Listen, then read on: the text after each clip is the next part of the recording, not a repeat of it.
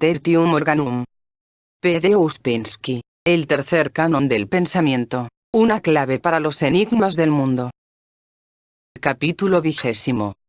La sensación del infinito. La primera prueba de un neófito. Una tristeza intolerable. La pérdida de todo lo real. ¿Qué experimentaría un animal al convertirse en hombre? La transición a una nueva lógica. Nuestra lógica como se basa en la observación de las leyes del mundo fenoménico. Su inconveniencia para el estudio del mundo neumónico. La necesidad de una nueva lógica. Los axiomas análogos en lógica y matemática. Las dos matemáticas. La matemática de las magnitudes reales, infinitas y variables. Y la matemática de las magnitudes imaginarias y reales, finitas y constantes. Los números transfinitos. Los números que están más allá del infinito. La posibilidad de diferentes infinitos.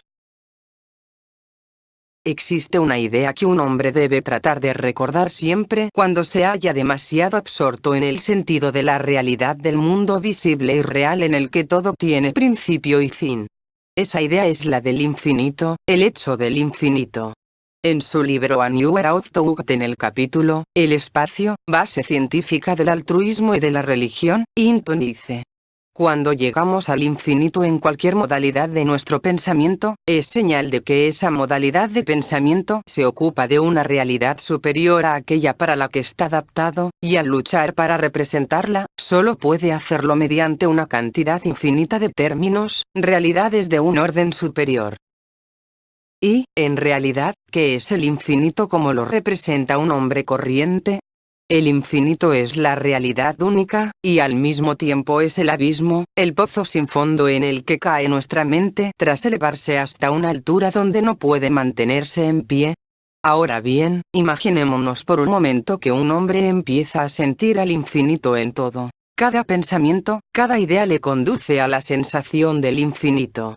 Esto está obligado a ocurrirle a un hombre que llega a entender un orden superior de la realidad. ¿Qué sentirá entonces? Está obligado a sentir un abismo o un pozo sin fondo donde quiera mire. Y este sentimiento está obligado a traer consigo una sensación de temor, terror y tristeza increíbles, hasta que este terror y esta tristeza se transforman en la alegría de sentir una nueva realidad. Una tristeza intolerable es la primerísima experiencia del neófito en ocultismo, dice la autora de Luz en el Sendero. Ya hemos examinado el modo en que un ser bidimensional podría llegar a entender la tercera dimensión. Pero no nos hemos preguntado qué sentiría semejante ser cuando empiece a sentir la tercera dimensión, cuando empieza a ser consciente del nuevo mundo que le rodea. El primer sentimiento está obligado a ser sorpresa y temor. Un temor que se acerca al terror, pues antes de que haya el nuevo mundo deberá perder al viejo. Imaginémonos un animal en el que empiezan a aparecer destellos de inteligencia humana. ¿Cuál será su primera sensación? La primera sensación será que su viejo mundo, el mundo del animal, un cómodo mundo habitual, el mundo en el que nació, al que se acostumbró, el único mundo que él se representa como real, se desmorona y cae en ruinas totalmente en derredor. Todo lo que antes pareciera real se torna falso, engañoso, fantástico, irreal. La sensación de la irrealidad de todo lo que lo rodea debe ser muy fuerte. Hasta que tal ser aprenda a percibir las realidades de otro orden superior, hasta que comprenda que más allá del viejo mundo que se derrumba se abre un nuevo mundo, infinitamente más bello, deberá pasar largo tiempo. Entretanto, el ser en el que nace la nueva consciencia deberá pasar de un abismo de desesperación a otro, de una negación a otra. Deberá repudiar todo lo que lo rodea. Y solo entonces, tras repudiar todo, será suya la posibilidad de ingresar en una nueva vida. Con la pérdida gradual del viejo mundo, la lógica del ser bidimensional, o lo que en su caso ocupó el lugar de la lógica, sufrirá una violación constante, y su sensación más fuerte será que no hay lógica, no hay leyes de ninguna índole. Antes, cuando era animal, razonaba así. Esto es esto. Esta casa es mía. Esto es aquello. Aquella casa es extraña. Esto no es aquello. La casa extraña no es mía. De manera que un animal considera a una casa extraña y a su propia casa como objetos diferentes que nada tienen en común. Y ahora entenderá de pronto que tanto la casa extraña como la suya propia son casas por igual. ¿Cómo expresará esto en su lenguaje de representaciones? Con toda probabilidad, será incapaz de expresarlo, porque imposible expresar conceptos en el lenguaje de un animal, mal simplemente confundirá las sensaciones de la casa extraña y las de su casa. Empezará a sentir oscuramente algunas nuevas propiedades de las casas, y, al mismo tiempo, las propiedades que hicieran que la extraña casa fuera extraña empezará con menor claridad. Simultáneamente, empezará a sentir nuevas propiedades que no sintió antes. Como resultado, experimentará la necesidad de algún nuevo sistema para la generalización de estas nuevas propiedades. La necesidad de una nueva lógica que exprese las relaciones del nuevo orden de cosas. Pero como no tiene conceptos, será incapaz de idear los axiomas de la lógica aristotélica y expresará su sentido del nuevo orden en la forma de una proposición perfectamente absurda que, no obstante, está mucho más cerca de la verdad. Esto es aquello. O bien, imaginémonos que a un animal en el que los rudimentos de la lógica hayan expresión en las sensaciones. Esto es esto. Aquello es aquello. Esto no es aquello. Alguien trata de demostrar que los dos objetos diferentes, las dos casas, la suya propia y la extraña, son lo mismo, que representan la misma cosa, que ambas son casas. El animal nunca acreditará su identidad. Para él, las dos casas, la suya propia donde se alimenta, y la extraña donde lo golpean si entra, seguirán siendo totalmente diferentes. Para él, nada tendrán en común. Ningún intento de demostrar que estas casas son la misma cosa llevará a nada hasta que el animal experimente esto por sí mismo. Entonces, sintiendo oscuramente la idea de la identidad de dos objetos diferentes y, al no tener conceptos, el animal expresará esto como algo ilógico desde su punto de vista. Un ser bidimensional articulado traducirá la idea, esto y aquello son el mismo objeto, al idioma de su propia lógica bajo esta fórmula. Esto es aquello. Por supuesto, dirá que se trata de una necedad, que el sentido de un nuevo orden de cosas conduce a absurdos lógicos. Pero será incapaz de expresar sus sensaciones de otro modo. Estamos exactamente en la misma posición cuando nosotros, los muertos, despertamos, o sea, cuando nosotros, los hombres, llegamos a la sensación de una vida diferente, a la comprensión de entidades superiores. El mismo temor, la misma pérdida de lo real, la misma sensación de una ilogicidad general, la misma fórmula. Esto es aquello. Para comprender al nuevo mundo debemos entender la nueva logicidad. Nuestra lógica corriente nos ayuda a medir solamente las relaciones que existen en el mundo fenoménico. Se han efectuado muchos intentos para definir qué es la lógica. Pero, en su esencia, la lógica es tan indefinible como la matemática. ¿Qué es la matemática? La ciencia de las magnitudes. ¿Qué es la lógica? La ciencia de los conceptos. Pero estas no son definiciones, son meramente una traducción del nombre. La matemática, o la ciencia de las magnitudes, es un sistema que estudia las relaciones cuantitativas entre las cosas. La lógica o la ciencia de los conceptos es un sistema que estudia las relaciones cualitativas, categóricas, entre las cosas. La lógica está construida exactamente sobre el mismo esquema que la matemática. Tanto la lógica como la matemática, al menos, la matemática de los números finitos y constantes, las deducimos observando los fenómenos de nuestro mundo. Por medio de la generalización de nuestras observaciones, hallamos gradualmente relaciones que llamamos las leyes fundamentales del mundo.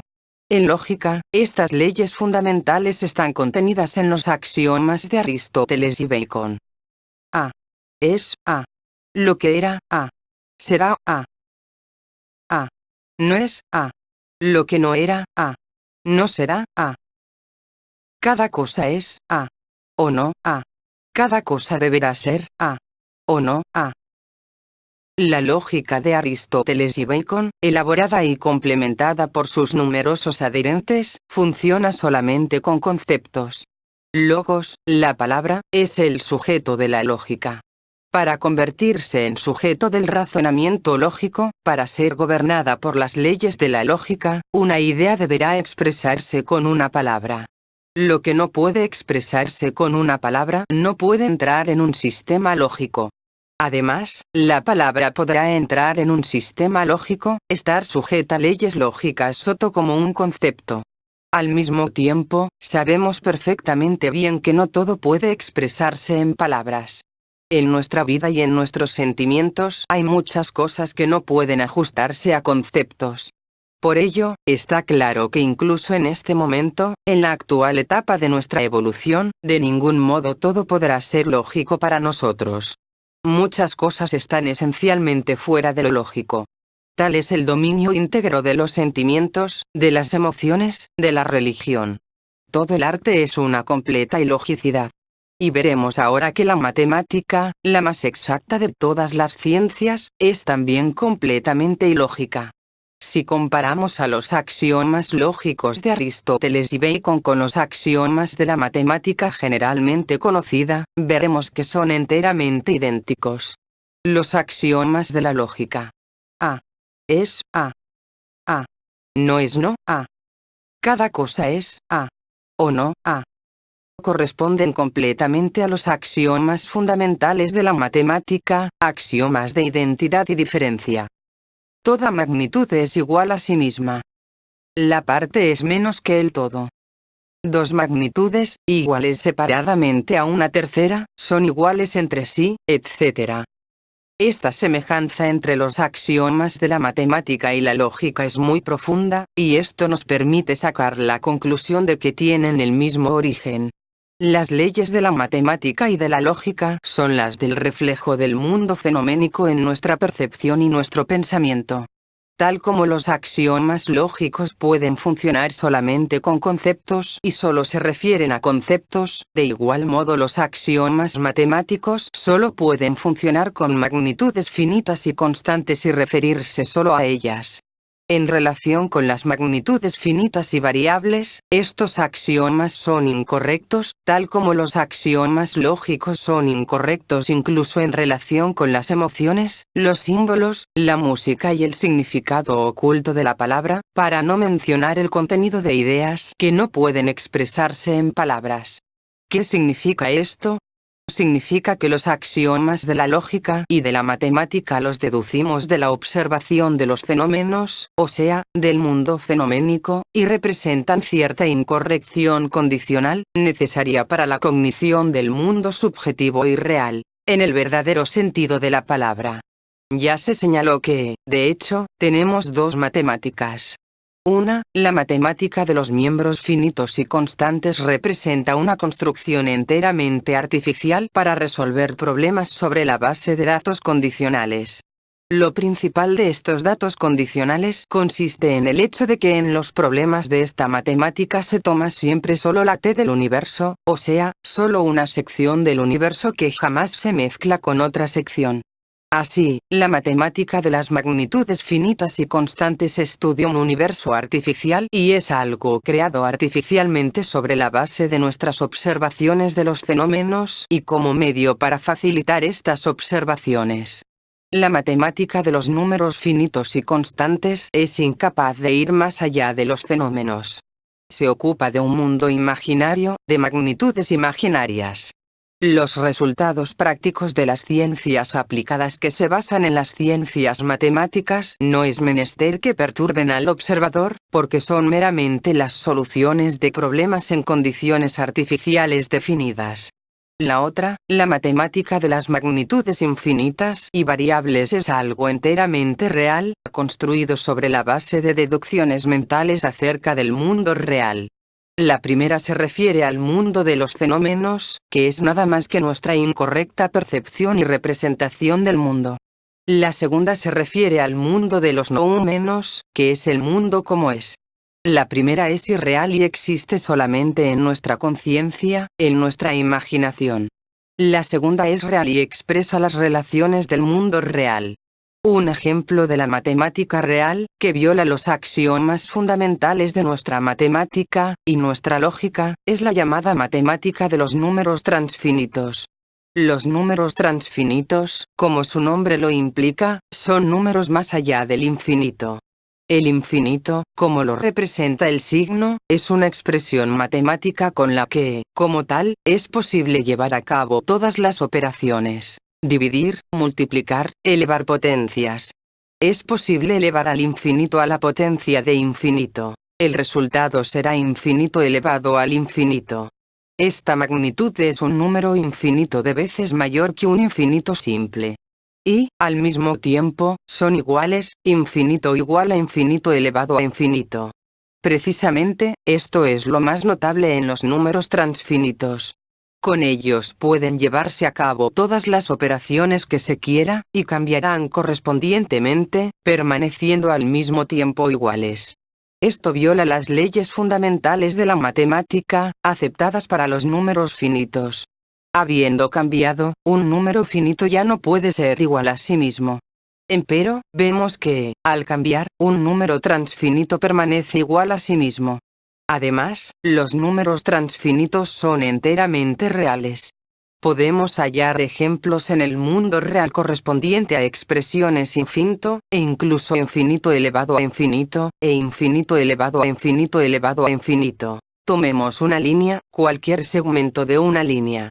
Sabemos que el número de puntos de esta línea es igual a infinito, porque un punto no tiene dimensiones. Si nuestro segmento es igual a 1 pulgada, y junto a él imaginamos un segmento que es igual a 1 milla, entonces cada punto del pequeño segmento tendrá un punto correspondiente en el gran segmento. El número de puntos en el segmento de 1 pulgada de largo es infinito. El número de puntos en 1 milla es también infinito. El resultado es infinito igual a infinito. Imaginemos ahora un cuadrado cuya línea dada, A, constituye un lado. El número de líneas en un cuadrado es infinito. El número de puntos en cada línea es infinito. En consecuencia, el número de puntos en un cuadrado es igual a infinito multiplicado por sí un infinito número de veces infinito elevado a infinito. Esta magnitud es, sin duda, infinitamente mayor que la primera infinito. Y al mismo tiempo son iguales, como todas las magnitudes infinitas son iguales, porque si hay un infinito, es uno solo y no puede cambiar. Sobre el cuadrado de A que hemos obtenido, construyamos un cubo. Este cubo consiste en un número infinito de cuadrados, tal como el cuadrado consiste en un número infinito de líneas, y la línea consiste en un número infinito de puntos. En consecuencia, el número de puntos del cubo, A elevado a 3 es igual a infinito elevado a infinito, elevado a infinito. Esta expresión es igual a las expresiones infinito elevado a infinito e infinito, que significa que el infinito continúa creciendo, permaneciendo al mismo tiempo incambiado. Vemos, pues, en los números transfinitos que dos magnitudes, cada una de las cuales es separadamente igual a una tercera, pueden no ser iguales entre sí. Vemos en conjunto que los axiomas fundamentales de nuestra matemática allí no funcionan, allí no son aplicables. Y tenemos todo derecho a establecer la ley de que los axiomas fundamentales de la matemática, antes citados, no son allí aplicables, sino que son válidos y aplicables solamente para los números finitos. Además, podemos decir que los axiomas fundamentales de nuestra matemática solo son válidos para las magnitudes constantes. En otras palabras, exigen unidad de tiempo y lugar, a saber, cada magnitud es igual a sí misma en un momento dado. Pero si tomamos una magnitud variable, y en momentos diferentes, no será igual a sí misma. Por supuesto, se puede decir que, al cambiar, se convierte en otra magnitud, que es una magnitud dada solamente cuando no cambia. Pero esto es exactamente lo que quiero decir. Los axiomas de nuestra matemática solo son aplicables a magnitudes finitas y constantes.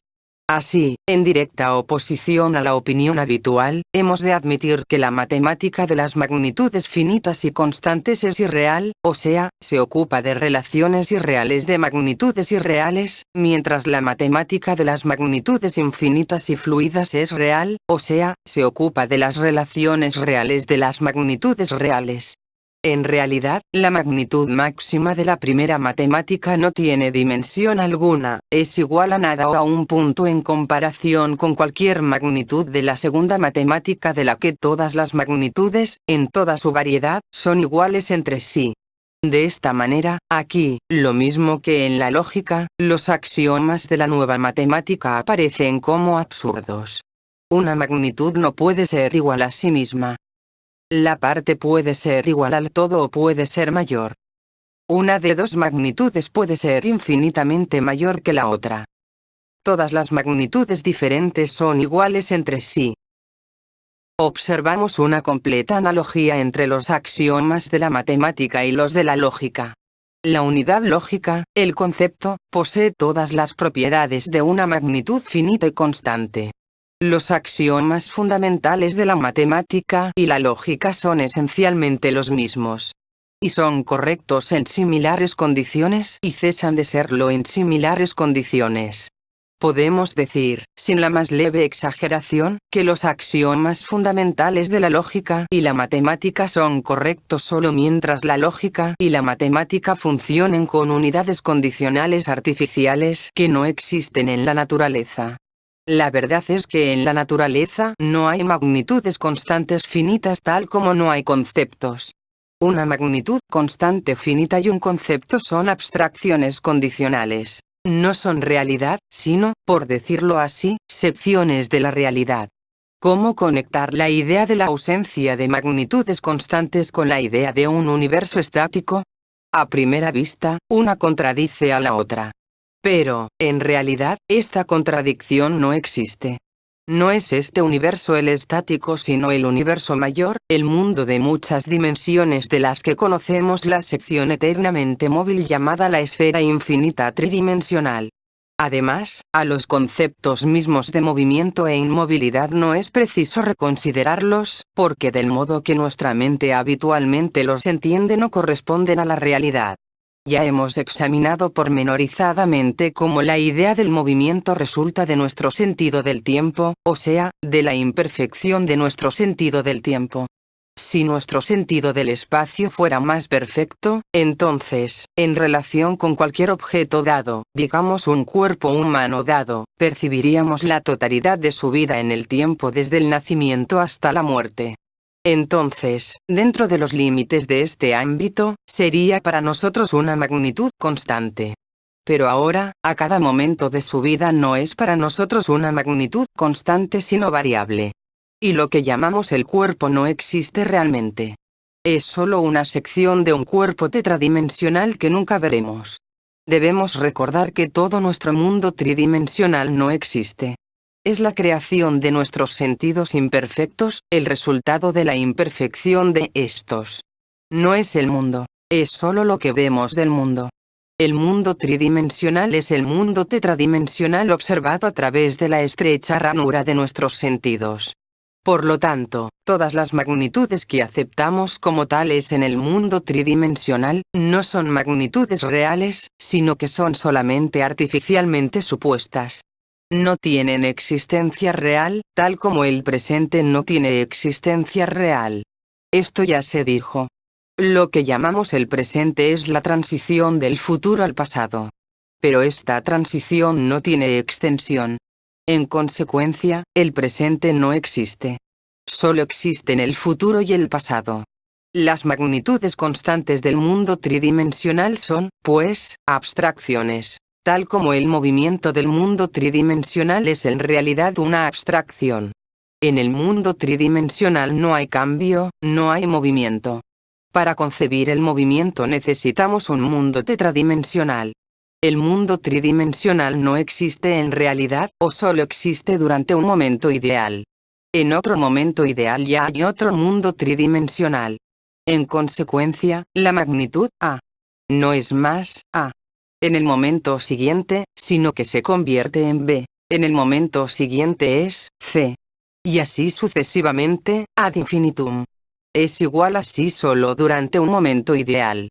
En otras palabras, dentro de los límites de un momento ideal, los axiomas de la matemática son válidos. Para la comparación de dos momentos ideales son solo condicionales, tal como la lógica de Bacon es condicional comparada con la lógica de Aristóteles. En el tiempo, o sea, en relación con magnitudes que son variables desde el punto de vista del momento ideal, son incorrectos. La idea de la constancia o la variabilidad es el resultado de la incapacidad de nuestra mente limitada para conocer una cosa de otro modo que en la forma de su sección. Pero si alcanzamos el conocimiento de una cosa en 4 dimensiones, digamos, un cuerpo humano desde el nacimiento hasta la muerte, sería una magnitud total y constante, a una sección de la cual llamamos el cuerpo humano que cambia en el tiempo. Un momento de la vida, o sea, el cuerpo como lo conocemos en el mundo tridimensional, es un punto en una línea infinita. Si pudiéramos conocer este cuerpo en conjunto, lo conoceríamos como una magnitud absolutamente constante con toda su variedad de formas, estados y posiciones. Pero en ese caso los axiomas de nuestra matemática no serían aplicables a esta magnitud constante porque sería una magnitud infinita. A esta magnitud infinita no la podemos conocer. Solo conocemos siempre su sección. Y a esta sección imaginaria del universo pertenecen nuestra matemática y nuestra lógica.